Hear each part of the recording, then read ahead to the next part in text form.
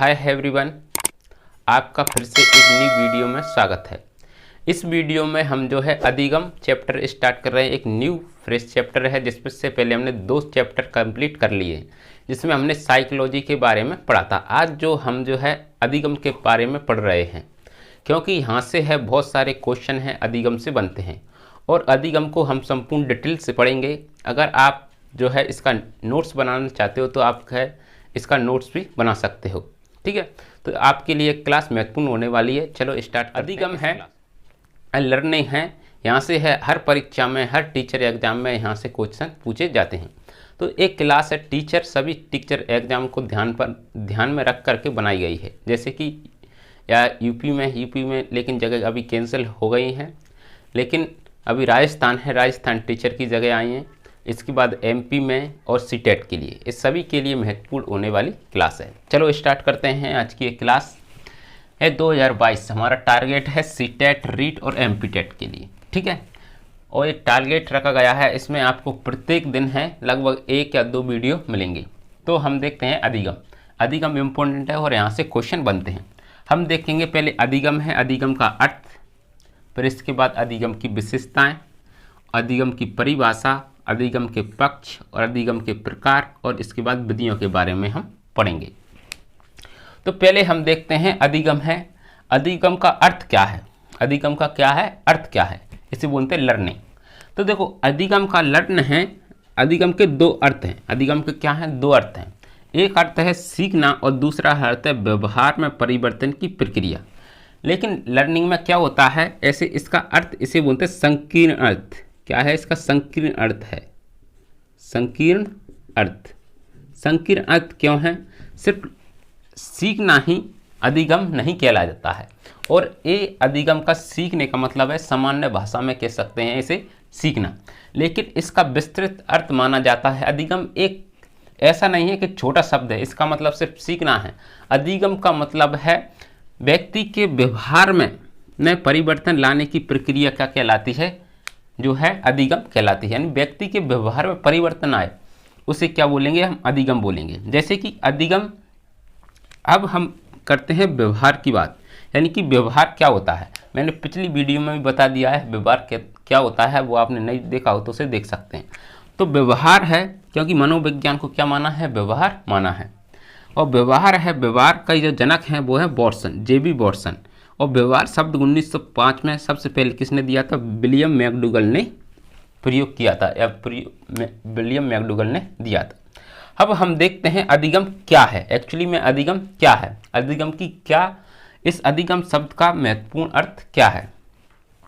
अधिगम, एक क्वेश्चन पूछा जाता है, व्यक्ति के व्यवहार में स्थायी परिवर्तन को अधिगम कहलाता है। यानी व्यक्ति के व्यवहार में स्थायी परिवर्तन हो तभी होगा अधिगम। जैसे कि हम हैं, अगर हम किसी भी चीज़ को सीख लें और इससे हमारे व्यवहार में क्या आ जाए, परिवर्तन आ जाए। जैसे कि हम पहले जो है इंग्लिश को है, मान लीजिए एक लैंग्वेज सीखते हैं हम, इंग्लिश है, इंग्लिश को सही से नहीं पढ़ पाते हैं, लेकिन अब है हम जो है इंग्लिश को अच्छे से पढ़ पाते हैं। तो हम हमारे जो है व्यवहार में क्या आ गया? चेंज आ गया, एनवायरनमेंट में चेंज आ गया, व्यवहार में चेंज आ गया। तो इससे क्या होगा? हमें अधिगम हुआ है। तो अधिगम क्या होता है? व्यक्ति के व्यवहार में स्थायी परिवर्तन। आपको ये ध्यान रखना है महत्वपूर्ण, कि व्यक्ति के व्यवहार में है जो स्थायी परिवर्तन होता है। कैसा परिवर्तन होता है दोस्तों? स्थायी परिवर्तन होता है, तभी माना जाएगा अधिगम। ठीक है, अधिगम है वो प्रमुख रूप से 3 चीज़ों से प्राप्त होता है। एक, अभ्यास। अगर आप प्रतिदिन अभ्यास करोगे, बार बार अभ्यास करोगे, तभी आपको अधिगम है प्राप्त होगा। जैसे कि आपको महत्वपूर्ण, आपके जीवन में भी ये चीज़ें आपको अपनाना चाहिए। अधिगम तभी होता है जब हम बार बार क्या करते हैं? अभ्यास करते हैं। चाहे पढ़ने का हो, चाहे लिखने का हो, चाहे सीखने का हो, चाहे किसी भी फिजिकल एक्टिविटी हो, जब तक हम क्या करेंगे? अभ्यास करेंगे, तभी क्या होगा? लर्निंग होगी, तभी अधिगम माना जाएगा। इसके बाद है प्रशिक्षण। यदि हम किसी चीज़ का प्रशिक्षण लेते हैं, ठीक है, किसी भी चीज़ का क्या लेते हैं? प्रशिक्षण लेते हैं, तभी क्या होगा? अधिगम होगा। जैसे कि हम बड़ी बड़ी संस्थानों में जाके या कोचिंग लेकर के क्या करते हैं? प्रशिक्षण लेते हैं, या फिजिकल एकेडमी में जाकर के जो फिजिकल का प्रशिक्षण लेते हैं। तो इस प्रकार से अगर प्रशिक्षण होगा तभी क्या होगा? अधिगम होगा। दूसरी है अनुभव के द्वारा, तीसरा है अनुभव के द्वारा। यानी हमारे अंदर क्या है, अनुभव है, तो हम क्या है अधिगम को और सरलता से सीख सकते हैं। ठीक है, तो हमें अनुभव के द्वारा ही भी क्या होता है, अधिगम की प्राप्ति होती है। तो अधिगम प्राप्त करने के 3 साधन हैं। कौन कौन से हैं? अभ्यास, प्रशिक्षण और अनुभव। अभ्यास, जितना अभ्यास करोगे तभी अधिगम होगा, जितना प्रशिक्षण लोगे तभी अधिगम होगा, और अनुभव के द्वारा जो ज्ञान प्राप्त होता है उसे बोलेंगे हम अधिगम। ठीक है, अधिगम के और भी कारण हैं, जैसे परिपक्वता के कारण व्यक्ति के व्यवहार में परिवर्तन आता है। ठीक है, जैसे कि अभी हम कैसे छोटे होते हैं तो हमारे जो शरीर है अष्टपुष्ट नहीं होता है, तो परिपक्व हो जाते हैं तो हमारे जो है व्यवहार में चेंज आ जाता है। लेकिन इसे क्या बोलेंगे, इसे भी क्या बोलेंगे, हम कह सकते हैं अधिगम। लेकिन अधिगम के जो क्या हैं, अन्य कारण माने जाते हैं। एक प्रमुख रूप से अन्य कारण माने जाते हैं, जैसे कि बीमारी में भी व्यक्ति के व्यवहार में परिवर्तन आता है, थकान के कारण भी व्यक्ति के व्यवहार में परिवर्तन आता है, संवेगात्मक यानी संवेगों के कारण भी व्यक्ति के व्यवहार में परिवर्तन आता है, मादक पदार्थों के सेवन के कारण भी व्यक्ति के व्यवहार में परिवर्तन आता है। तो ये अन्य कारण माने जाते हैं, लेकिन ये कारण क्या है, महत्वपूर्ण नहीं है, क्योंकि ये अन्य कारण में आते हैं। प्रमुख रूप से व्यवहार में परिवर्तन, व्यक्ति के व्यवहार में परिवर्तन प्रमुख रूप से 3 चीज़ों के द्वारा आता है, अभ्यास, प्रशिक्षण और अनुभव के द्वारा। ये अन्य कारण हैं। अगर आपसे पूछे अन्य कारण, तो अन्य कारण ये तीनों के बाद जो कारण पूछेगा वो अन्य कारण में आएंगे। ठीक है, तो आपसे क्वेश्चन ऐसे बनेगा कि व्यक्ति के व्यवहार में परिवर्तन कैसा होता है, स्थायी परिवर्तन होता है। इसके बाद क्वेश्चन बनेगा कि जो व्यवहार में परिवर्तन होता है किसके द्वारा हो सकता है, तो अभ्यास के द्वारा, प्रशिक्षण के द्वारा, और एक है बीमारी के। तो बीमारी के कारण नहीं होता, तीनों के कारण हैं, और ये हमारा क्या मान लिया जाएगा, गलत मान लिया जाएगा। इससे एक महत्वपूर्ण है, इनकी अभ्यास के द्वारा, प्रशिक्षण, अनुभव के द्वारा व्यक्ति के व्यवहार में स्थायी परिवर्तन होता है। अब हम इनकी परिभाषाओं की बात करें, अधिगम की परिभाषाएं क्या क्या दी हैं। तो पहले दी है क्रो एंड क्रो ने, क्रो एंड क्रो। ठीक है, क्रो एंड क्रो कहते हैं, ये 2 हैं, मेल फीमेल थे, जो वैज्ञानिक थे, इन्होंने एक क्या दी है, परिभाषा दी है। जैसे कि आदत, अभिवृत्ति और ज्ञान का अर्जन करना ही क्या कहलाता है, अधिगम कहलाता है। यानी व्यक्ति में आदत, उसकी अभिवृत्ति यानी मनोवृत्ति कैसी है, और उसके ज्ञान का जो अर्जन करता है, तभी क्या माना जाएगा, अधिगम माना जाएगा।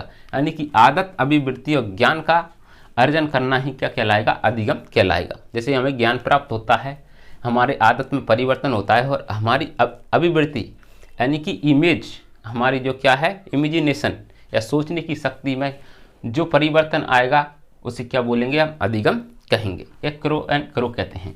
इसके बाद B.F. स्किनर ने माना है अधिगम के व्यवहार में उत्तरोत्तर अनुकूलन की प्रक्रिया क्या कहलाती है, अधिगम कहलाती है। यानी कि व्यवहार में उत्तरोत्तर माने जैसे बढ़ती जाती है, उत्तरोत्तर माने बढ़ता। जैसे कि अभी हमारे व्यवहार में कम परिवर्तन, जैसे जैसे हमारी उम्र बढ़ती जाएगी तो उत्तरोत्तर अनुकूलन करने की प्रक्रिया है वो बढ़ती जाएगी, तो इसे क्या बोलेंगे, अधिगम बोलेंगे।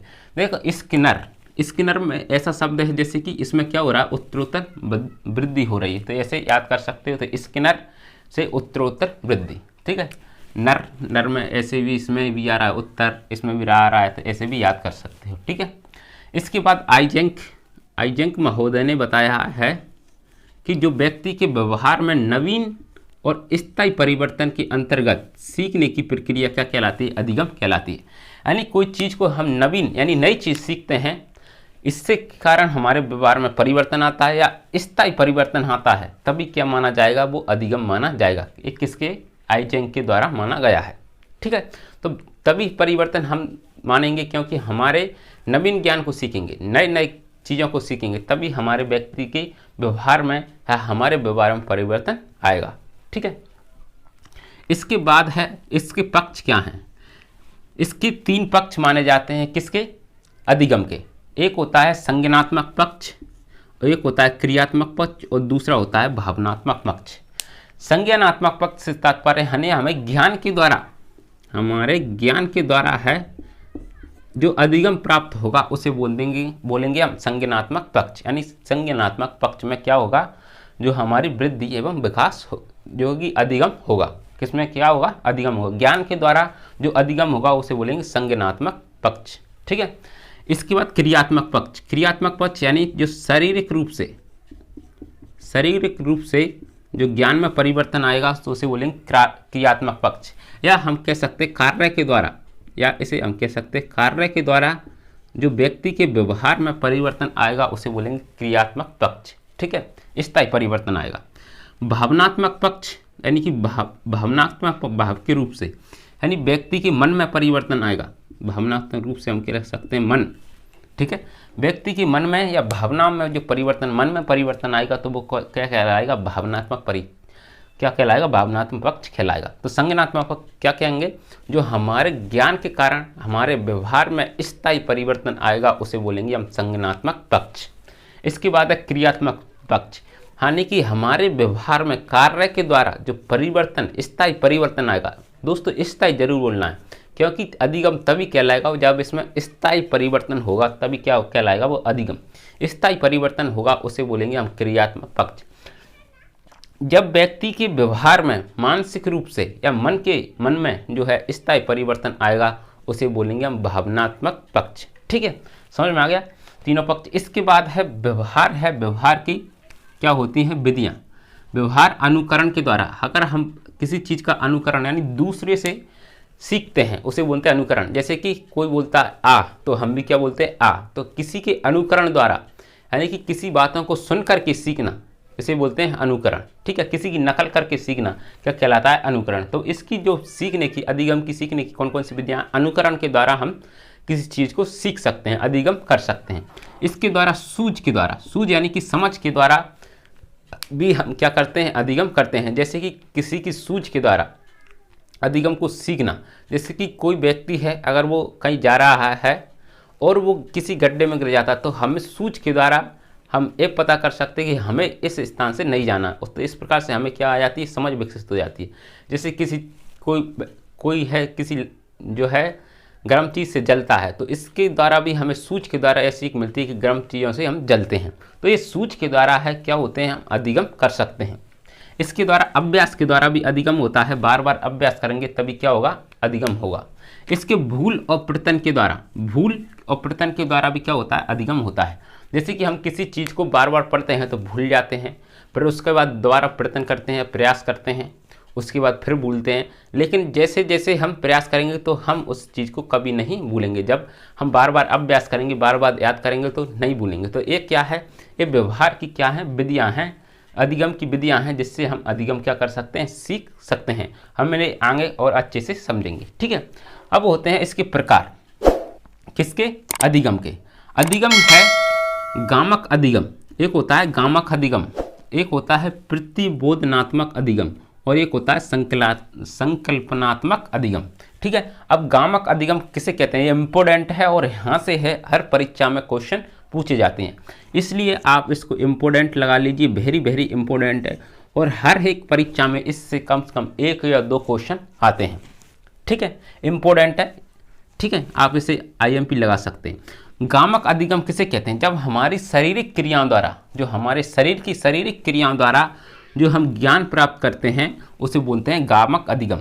ठीक है, जैसे कि बॉडी के द्वारा हम अगर किसी प्रकार की फिजिकल एक्टिविटी करते हैं और हमारे शरीर में जो फिजिकल एक्टिविटी यानी गामक अधिगम के द्वारा जो परिवर्तन आएगा वो क्या कहलाएगा, गामक अधिगम कहलाएगा। ठीक है, शारीरिक क्रियाओं के द्वारा। इसे किस विधि के द्वारा सीख सकते हैं, इसे बोलते हैं अनुकरण के द्वारा सीखते हैं। इस विधि को, जो इसे सीखने की विधि, गामक अधिगम को सीखने की विधि कौन सी, अनुकरण विधि, यानी कि दूसरों का अनुकरण करके सीख सकते हैं। जैसे आपने फिजिकल की अगर ट्रेनिंग ली है तो वो बोलता है ऐसे करो वैसे करो, तो उसी प्रकार से हम करते हैं, तभी क्या होता है, अनुकरण के द्वारा हम इस सीखते हैं। ठीक है, या हम जो है शारीरिक रूप से, ऐसे कि कोई बालक है उसे सिखाते हैं, कुछ बहुत सी चीज़ें हैं, जैसे आ बोलो तो वो बोलता है आ, और इस प्रकार से शारीरिक क्रियाओं के द्वारा होता है।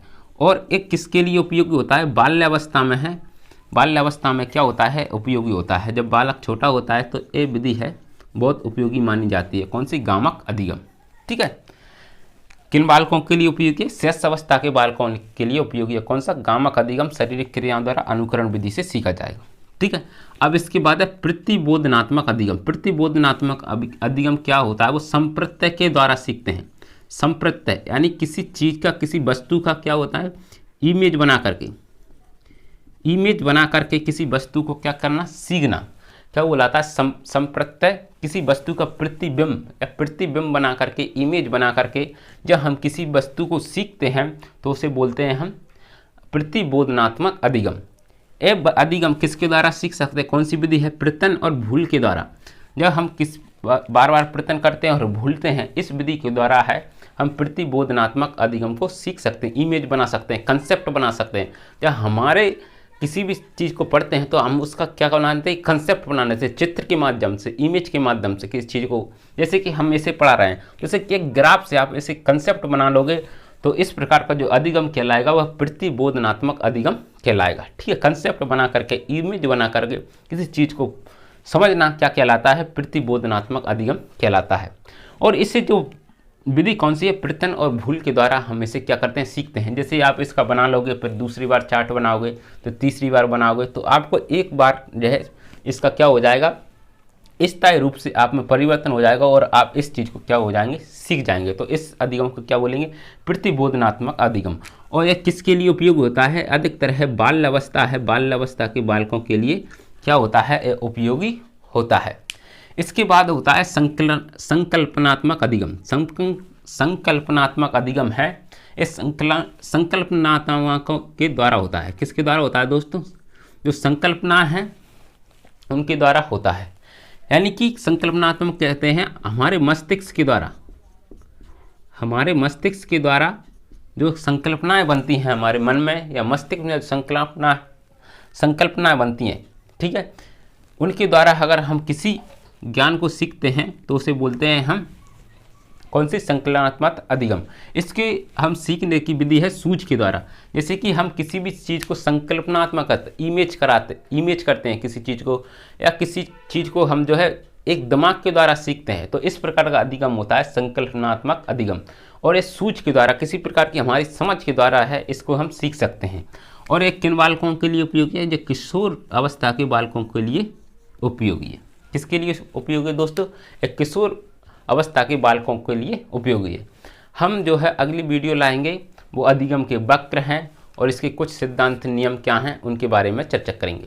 अगर आपको वीडियो अच्छा लगे तो प्लीज़ इसे लाइक कीजिए, और अगर आपको इसी प्रकार की और वीडियो चाहिए हैं तो आप हमारे चैनल को सब्सक्राइब कर सकते हैं और बेल आइकन दबाएं। इससे आपको जो है किसी प्रकार की जो है नोटिफिकेशन या सूचना मिल जाती है। Thank you for watching this video and धन्यवाद। मिलते हैं नेक्स्ट क्लास में।